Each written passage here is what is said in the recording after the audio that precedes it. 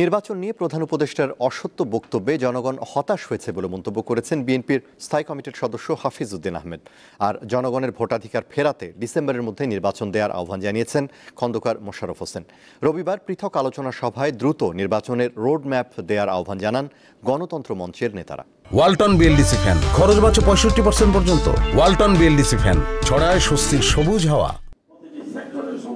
সাবেক রাষ্ট্রপতি জিয়াউর রহমানের 44তম মৃত্যুবার্ষিকী উপলক্ষে রবিবার জাতীয় প্রেস ক্লাবে এক আলোচনা সভার আয়োজন করে সম্মিলিত পেশাজীবী পরিষদ। এতে বিএনপি স্থায়ী কমিটির সদস্য খন্দকার মোশাররফ হোসেন বলেন, বিএনপি দেশের একমাত্র জনপ্রিয় দল। সরকারে থাকা অনেকেই স্বীকার করেছে ডিসেম্বরের নির্বাচন হলে বিএনপি 2/3 ভোটে জয়ী হবে। পরিষ্কার বলেছে যে ডিসেম্বরের মধ্যে দেশের জনগণ নির্বাচন চায়, আর আপনারাও জনগণকে ক্ষমতা গ্রহণ করেই বলেছেন জনগণের অধিকার ফেরত দেওয়ার জন্য আপনাদের প্রধান কাজ।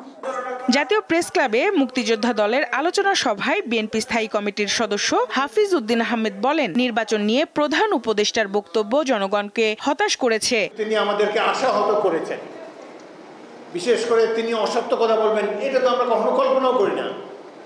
তাও বলেছেন বিদেশে, জাপানে গিয়ে তিনি বলেছেন একটা মাত্র দল বিএনপি ডিসেম্বরের মধ্যে নির্বাচন চায়। 42টি দল তার সামনে গিয়ে বলেছেন যে আমরা ডিসেম্বরের মধ্যে নির্বাচন চাই। গণসংহতি আন্দোলনের প্রথম নির্বাহী সমন্বয়কারী আব্দুস সালামের 8ম মৃত্যুবার্ষিকী উপলক্ষে এক স্মরণ সভার আয়োজন করা হয়। এতে বাংলাদেশের বিদ্যমান সাংবিধানিক কাঠামো গণবিরোধী বলে জানান গণসংহতি আন্দোলনের প্রধান সমন্বয়কারী জোনায়েদ সাকি।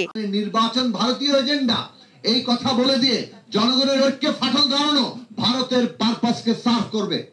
ভারতের আধিপত্য কিংবা তার যে সহযোগী আওয়ামী লীগ তাদেরকে পুনর্বাসন করার ক্ষেত্রে সহায়তা করবে। আলোচনা সভায় দ্রুত নির্বাচনের রোডম্যাপ ঘোষণার আহ্বান জানান গণতন্ত্র মঞ্চের নেতারা। সেইটাই আজকের বাংলাদেশের মানুষের কাম্য। সঞ্জিদা প্লাবনী, দীপ্ত সংবাদ, ঢাকা।